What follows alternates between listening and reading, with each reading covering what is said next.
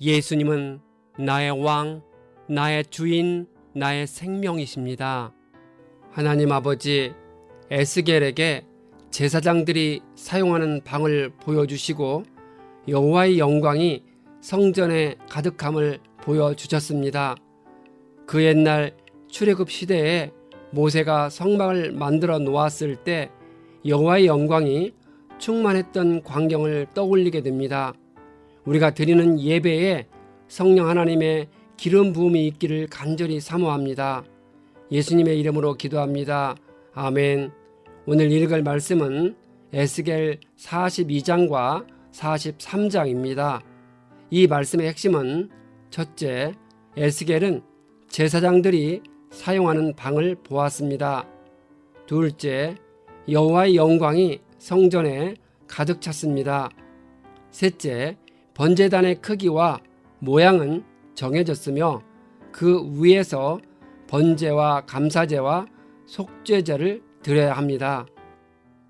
42장, 그 사람은 에스겔을 데리고 북쪽으로 길이 난 바깥 뜰로 나가서 두 방으로 그를 데리고 갔습니다. 성전 주위에는 제사장들을 위한 작은 방들이 있었습니다. 이 방들의 주요 용도는 제사장이 제사로 드려진 제물을 먹을 때와 제사장이 제사에 나아가기 위해 옷을 갈아입을 때 사용했습니다.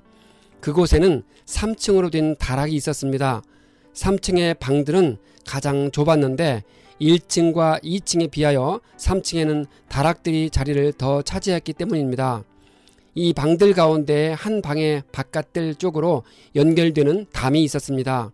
이 방들 아래층에는 동쪽에서 들어오는 문이 있고 바깥뜰에서 그리로 들어오게 되어 있었습니다. 그 사람이 에스겔에게 보여준 빈터 맞은쪽에 있는 북쪽 방들과 남쪽 방들은 거룩한 방들로 주께 가까이 나아가는 제사장들이 거룩한 제물을 먹는 방들입니다. 그 방들은 거룩하기 때문에 제사장은 가장 거룩한 제물과 모든 음식과 속죄 제물과 속건제 제물을 모두 그 방에 두어야 합니다.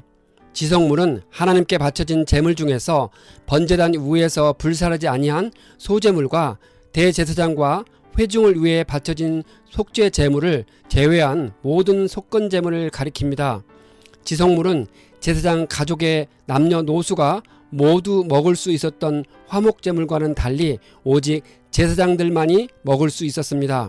제사장들의 옷은 하나님의 거룩한 일을 위해 특별히 지음받은 옷이기 때문에 거룩하다고 합니다. 제사장들이 하나님의 성전에서 그들의 직무를 수행할 때 반드시 제사장의 의복을 입어야 합니다. 제사장들이 그들의 직무를 마친 후에 반드시 제사장의 의복을 벗어 거룩한 방에 보관하고 평상복으로 갈아입고 바깥 뜰로 나와야 했습니다. 그 사람이 성전 내부의 측량을 마친 다음에 사면의 담을 측량했습니다. 장대로 동서남북의 담을 재니 각각 500자였습니다. 그 담은 거룩한 곳과 속된 곳을 갈라 놓았습니다. 무엇이 거룩한 것이고 무엇이 속된 것일까요? 성전과 그 안의 모든 비품들은 거룩하신 하나님을 위해서만 사용되는 것이기에 거룩한 것이라 합니다. 반면에 성전 밖의 모든 것들은 누구든지 아무 때나 사용할 수 있는 속된 것으로 성전의 사방 담이 둘 사이를 구분짓는 경계선이었습니다. 43장, 그 후에 그 사람이 에스겔을 데리고 동쪽으로 난 문으로 갔습니다. 그때 하나님의 영광이 동쪽에서부터 왔습니다. 그의 음성은 많은 물이 흐르는 소리와도 같고 땅은 그의 영광의 광채로 환해졌습니다.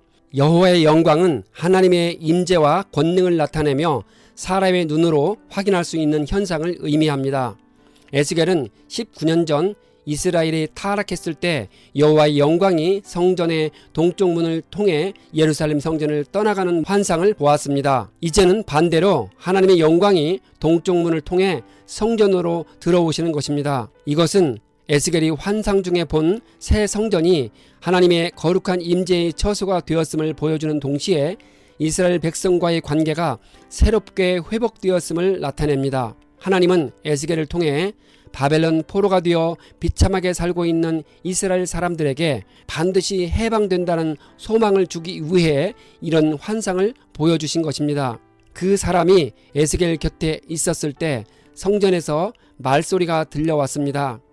하나님은 에스겔에게 그곳은 주님의 보좌가 있는 곳, 주님이 발을 딛는 곳, 주님이 이스라엘 자손과 함께 영원히 살 곳이라 합니다.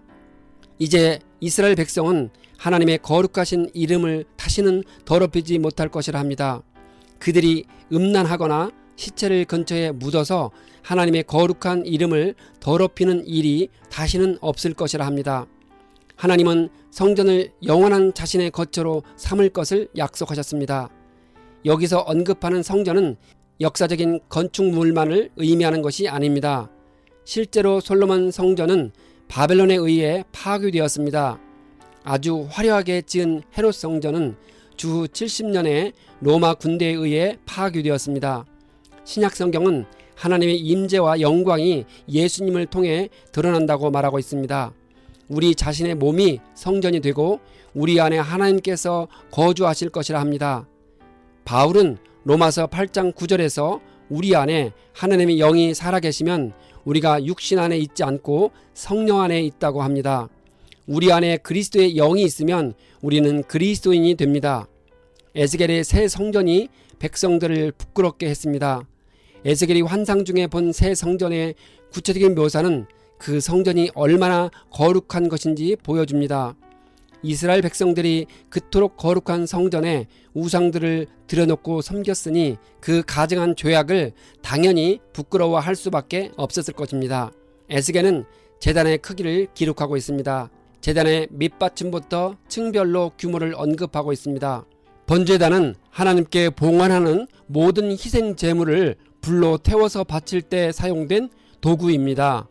에스겔의 성전에 관한 기록에서 번제단에 관하여 자세히 기록하고 있습니다. 그는 성전의 가장 중요한 기능이 희생 제물을 통한 속죄였기 때문에 이 같은 기능을 하는 번제단의 중요성을 크게 부각시키기 위한 의도가 있었을 것입니다. 제단을 희생 제물의 피로써 정결하게 했습니다. 제단은 모든 사람의 죄를 속하는 속죄의 희생 제물이 바쳐지는 곳이므로 이러한 기능을 감당하기 위해서는 제단 자체가 하나님 앞에서 정결해야 했습니다. 번제물 위에 소금을 치는 이유는 소금의 기능인 부패를 막아주어 정결을 유지한다는 의미가 있습니다. 변치 않는 소금의 속성처럼 제사장들은 변치 않고 하나님 앞에서 제사 규례를 지킨다는 소금 언약의 의미를 깊이 새겨야 합니다.